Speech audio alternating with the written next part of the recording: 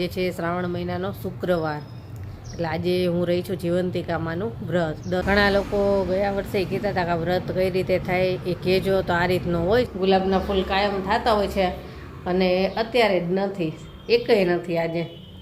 તો માં જીવંતિકાની પૂજા થઈ ગઈ છે, એ બનાવું છું હવે પ્રસાદી. પહેલાં તો પ્રસાદ બનાવી અને પૂજા કરી લઉં, ધૂપ આપી દઉં.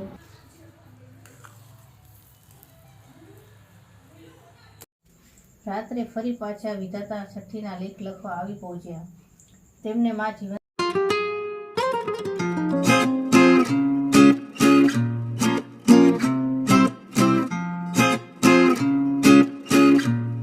ગુડ મોર્નિંગ, જય શ્રી કૃષ્ણ. કેમ છો બધાય? મજામાં જશો. આજ તો જો લાલ સાડી પહેરી છે. આજે છે શ્રાવણ મહિનાનો શુક્રવાર, એટલે આજે હું રહી છું જીવંતિકામાંનું વ્રત. દર વર્ષે રહું છું.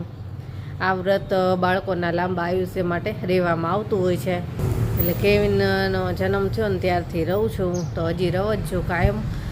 આ વ્રતમાં છે ને લાલ કપડાં જ પહેરવાના હોય છે અને પીળા રંગના વસ્ત્રો કે બીજું કાંઈ પહેરી ન શકાય. અને પીળા રંગનો આ દિવસે છે ને આપણે કાંઈ પણ જમવાનું કે એવું બધુંય બંધ હોય. બસ બીજું બધું જમી શકો એટલે કે ફરાળ કરી શકો. સાંજના સમયે તે છે ને તમારે જો પૂજા કરી પછી ધૂપ કરવાનું હોય છે અને પ્રસાદીમાં છે ને કાં શીરો બનાવવાનો અને કાં લાપસી, બેમાંથી એક હોય. તો હું તો કાયમ લાપસી જ બનાવું છું. એટલે એ બસ એ જે પ્રસાદી કરી હોય ને એ જ આપણે જમવાની, લાપસી કે શીરો. એની સાથે શાક રોટલી કોઈ વસ્તુ જમવાની ન હોય. આ રીતનું આ વ્રત હોય છે કે બીજા દિવસે તમે જમી શકો. આજે વ્રત રહી છું અને બધાય ગયા અને હવે મારે પૂજા કરવાની છે. તમે તો પહેલાં વિડીયો શૂટ કરી લઉં. ઘણા લોકો ગયા વર્ષે કહેતા હતા કે વ્રત કઈ રીતે થાય એ કહેજો, તો આ રીતનું હોય છે. લાલ કપડાં પહેરવાના અને 2 ટાઈમનો ઉપવાસ જ હોય. ખાલી પ્રસાદી લેવાની ને પૂજા પાઠ કરવાના. એની વિધિ તો એ રીતની હોય છે કે બસ દીવાબત્તી કરો, ફૂલ ચડાવો, એવું બધું હોય છે. તો હાલો હવે પૂજા કરી લઈએ. કેવિનના પપ્પાએ મને સવારમાં જ ગુલાબના ફૂલ લાવી દીધા. ગુલાબના ફૂલ કાયમ થતા હોય છે અને અત્યારે જ નથી, એકય નથી આજે. તો ગુલાબના ફૂલ લઈ આવ્યા અને હજી શ્રીફળ લાવવાનું છે મારે. શ્રીફળની જરૂર પડે એમાં પૂજામાં, તો હમણાં લઈ આવું અને પછી કરું પૂજા.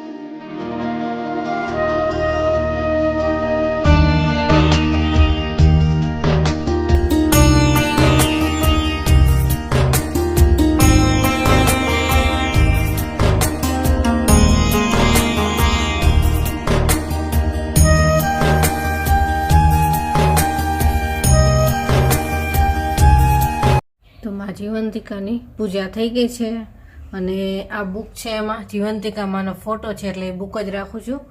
મારી પાસે માતાજીની છબી નથી એટલા માટે એમાં છે ફોટો, એટલે રાખી દઉં છું અને એમાં જ આપણે પૂજા કરી લઈએ છીએ. તો પૂજા થઈ ગઈ. હવે આ રીતની પૂજા હોય અને પ્રસાદ સાંજે ધરાવવાની છે. પૂજા થઈ ગઈ. આ રીતની પૂજા હોય છે અને ધૂપ ને બધું તો સાંજે કરવાનું હોય છે. આપણે પ્રસાદી બનાવીએ ને ત્યારે. પૂજા થઈ ગઈ ને હવે ચા પીશ. આજ તો ખાલી ચા પીવાની છે. અને છે ને જીવંતિકામાંનો આપણે છબી નથી મારી પાસે ફોટો, એટલે એ બુકમાં છે અંદર, એટલે બુક જ રાખી દઉં છું અને એમાં પૂજા કરી લઉં છું. અને એની જે વાર્તાની કરવાનું હોય એની બધું સાંજે જ કરવાનું હોય. હાલો હવે ચા પી લઉં. અને કપડાં છે ને સવારમાં જ મશીનમાં નાખી દીધા હતા, એટલે હમણાં થોડીક વારમાં ધોવાઈ જશે. કપડાં સૂકવવાના છે અને ચા પીને પાછું બધું રેગ્યુલર કામ કરીશ. ઘરનું બધું કામ પતી ગયું અને હવે મારો વિડીયો એડિટિંગનું કામ કરવા બેસી જઈશ. અને આજ તો છે ને રસોઈ નથી કરવાની. કેવિન ને જેની ને પપ્પા ત્રણેય એમ કહેતા હતા કે મારે જમી આવજો. તો કીધું સારું, થાળી તૈયાર આવે નહીં. અમે જો સારું હાલો, મારે એક દિવસ આરામ. અને છે ને આજે મારે વિડીયોનું કામ ઘણું બધું કરવું છે. મોબાઈલમાં છે ને એકદમ સ્ટોરેજ ફૂલ થઈ ગયું છે. અને એવું છે કાંઈ વસ્તુ ડિલીટ કરી શકું ને એવી છે જ નહીં, કે મારે બધી કામની જ વસ્તુ છે. તો હવે એવું થાય છે કે લેપટોપ કે કોમ્પ્યુટર કાંઈ નથી અમારી પાસે. એને છે ને ઓલા પેન ડ્રાઈવમાં એમાં લેવું હોય ને તોય પ્રોબ્લેમ થાય છે. એટલે જોઈએ હવે એક વિડીયો ચેક કરીશ કે સાવ જો એનું કામ પડશે જ નહીં ક્યારેય, એવા હશે તો એ ડિલીટ કરીશ. એટલે કેવીનના પપ્પાને કીધું આજ તો મારે બહુ જ કામ છે, એટલે કે તો ચાલો અમે બહારે જમી લેશું. કીધું સારું હાલો. આમ તો એ કીધું મારે એક દિવસનો આરામય થઈ જાય. રોજ તો બહુ ખૂબ દોડાદોડી કરું છું, જોરદાર દોડાદોડી હોય સવારથી તે રાત્રે વિડીયો એડિટ કરીને નવરી થાવ ને ત્યાં સુધી. હાલો અહીં મારું થોડું ઘણું કામ પતાવું, ત્યાં તો આવશે બધાય. સાંજ થઈ ગઈ છે અને હવે સાંજની રસોઈ કરવાની છે આ લોકો માટે. અને અત્યારે બનાવું છું હવે પ્રસાદી. પહેલાં તો પ્રસાદ બનાવી અને પૂજા કરી લઉં, ધૂપ આપી દઉં અને ઉપવાસ છોડી લઉં. એટલે અત્યારે તો ખાલી બસ પ્રસાદી જ લેવાની છે અને પછી એ લોકો જમશે. તો હાલો હવે અત્યારે આ વખતે છે ને લાપસી નથી બનાવતી. દર વખતે તો હું લાપસી જ બનાવું છું, પણ આ વખતે સોજીનો શીરો બનાવું છું. તો ચાલો શીરો બનાવી.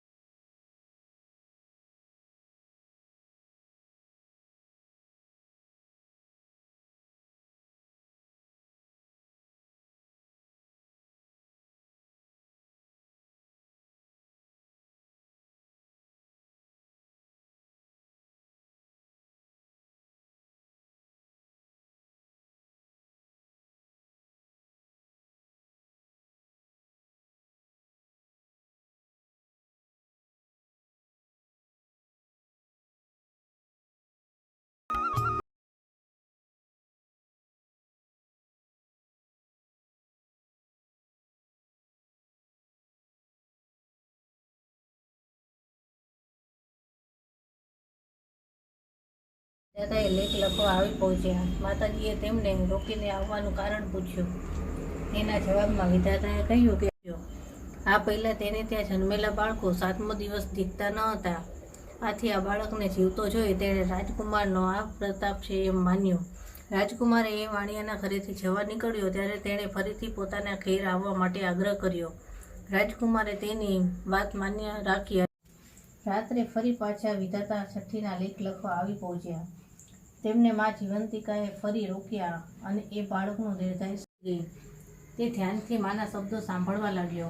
માતાએ કહ્યું કે આ બાળકની માતા મારું વ્રત કરે છે અને શુક્રવારના દિવસે પીળા વસ્ત્રો પહેરતી નથી. પૂજા થઈ ગઈ અને ચાલો પ્રસાદ લેવા. શીરો અને સાથે થોડુંક દૂધ. હાલો જમવા.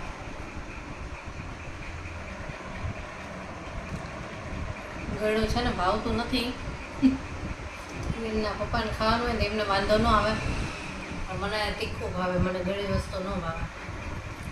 જો થોડુંક ખવાય એટલો ખાઈશ અને થોડુંક દૂધ પી લઈશ. ચાલો બધાએ જમીને ફ્રી થયા અને આજનો વિડીયો અહીંયા જ પૂરો કરવો છે. કાલે પાછી જેનીને મીટિંગ છે સ્કૂલે.